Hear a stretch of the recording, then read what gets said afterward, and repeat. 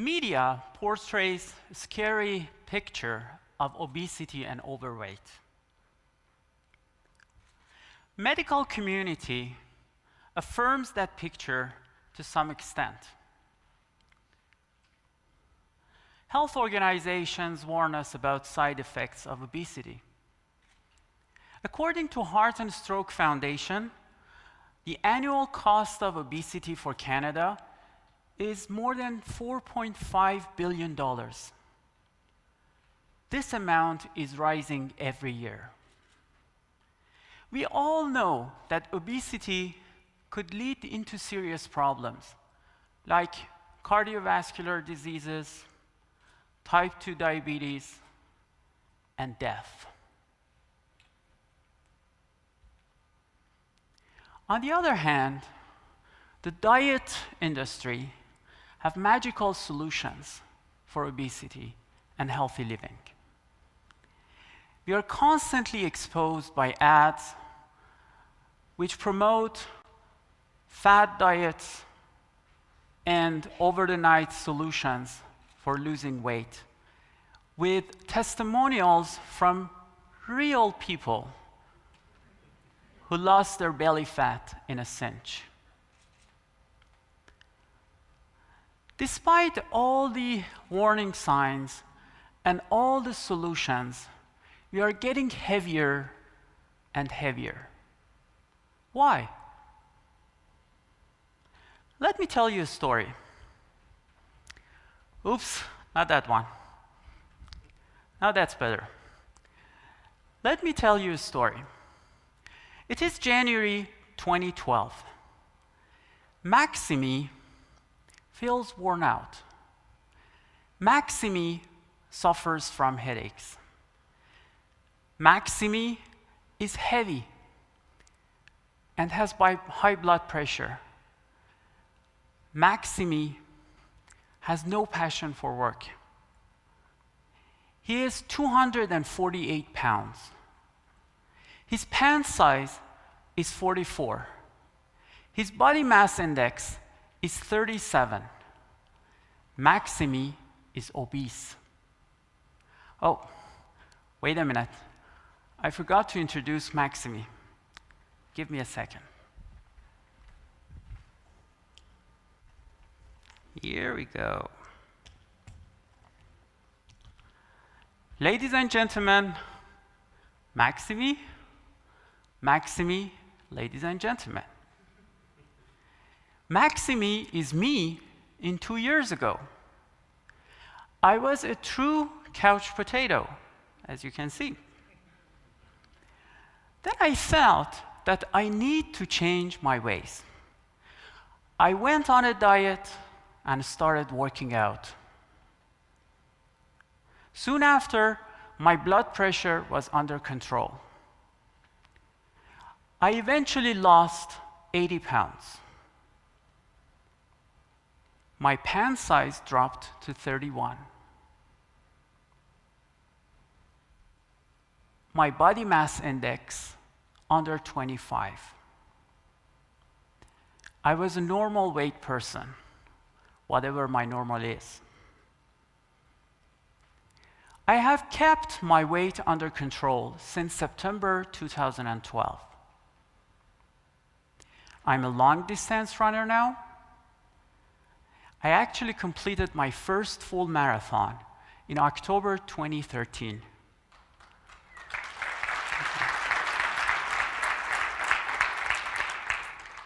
And as crazy as it sounds, my first hypothermic half marathon just a few days ago in Sarnia in February 2014.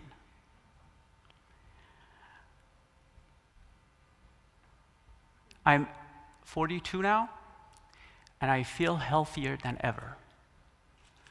While I was on my journey, I kept asking myself, why some people manage to change their ways and some don't?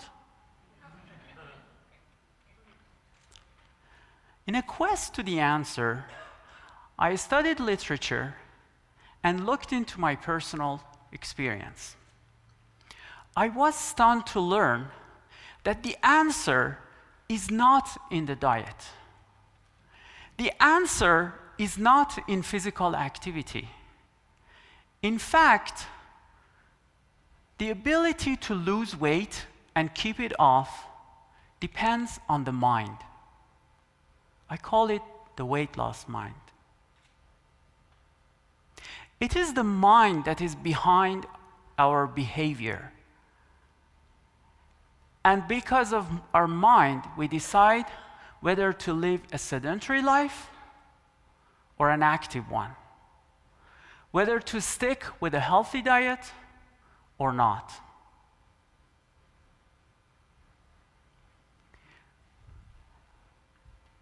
When I consider weight loss mind, I consider 3 elements. These 3 elements play a crucial role in steering our behavior. The elements that I'm interested in are thoughts, rules, and beliefs. Let me elaborate. Our mind is like an engine that creates thoughts constantly. There are so many of these thoughts. They come and go automatically. There are so many of them that we usually do not even notice their very existence. Dr. Aaron T. Beck was probably the first scientist who identified these automatic thoughts and acknowledged their effect in our behavior and how they drive our behavior. Let me give you an example. Imagine that you open the cupboard to pick something, and you notice a piece of chocolate bar. A typical thought could be, I cannot resist this piece of deliciousness. What would be the likely action? You will go to the gym and work out. Or you probably eat the chocolate. A weight loss mind identifies such thoughts and responds to them appropriately. It takes effort and practice. But if you manage that, then you can analyze the situation and respond to that thought and say, I'm not obligated to eat every piece of chocolate I see. You can remind yourself that last week you saw a piece of chocolate in your nephew's hand and you didn't snap it for a taste. On a serious note, you can remind yourself that there has been instances in the past that you saw chocolate and you actually didn't eat it.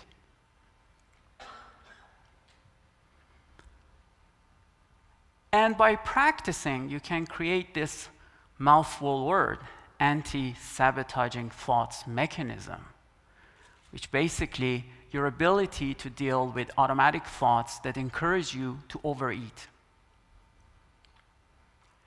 Humans tend to build rules. These mental rules are created to make our lives easier. So we don't need to think about everything and analyze everything. We already have those rules in place. When it comes to the food and physical activity domain, all of us have our own rules. For example, one rule could be everything tastes better with cheese.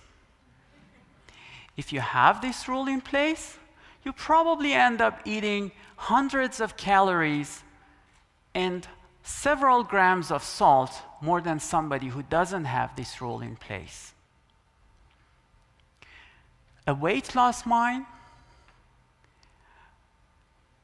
identifies these thoughts. For example, another rule could be, I can't say no to food pushers.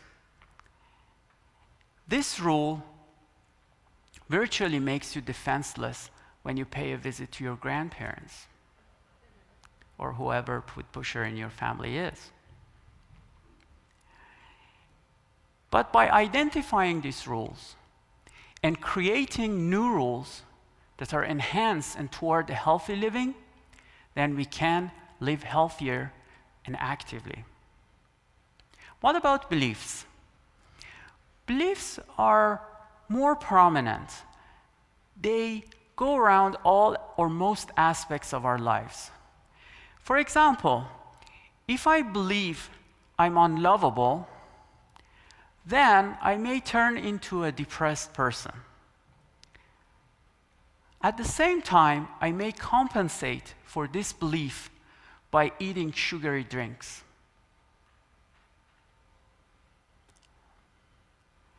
Such beliefs are prominent and very difficult to change because they usually root in our childhood or significant incidents in our life. But a weight loss mind is capable to create beliefs that are in enhanced form and follow those beliefs most of the time. By identifying thoughts, rules, and beliefs, a weight loss mind can stick with a healthy diet, encourage body to get active, lose weight, and keep it off for years to come. You think this is impossible? Then think again. Maybe you have a belief that says you're incompetent. Maybe this belief tells you that you are not capable to learn new things and new ways. Your alternative tool could be a rule that says when it comes to eating, you can learn new ways and you can change your habits. And whenever negative automatic thoughts come after you, fight them back. Maximi and I worked very closely to direct our thoughts, our beliefs, and our rules. We learned that healthy living goes beyond a healthy diet and physical activity. To me, it was a bliss to work with my friend Maximi. I sometimes really miss him. That's why I've made a life-size cutout of him. It reminds me that I never want to go back there. It also shows me that we together can inspire others to build their own weight loss mind. Remember, change is possible. Believe it. Thank you.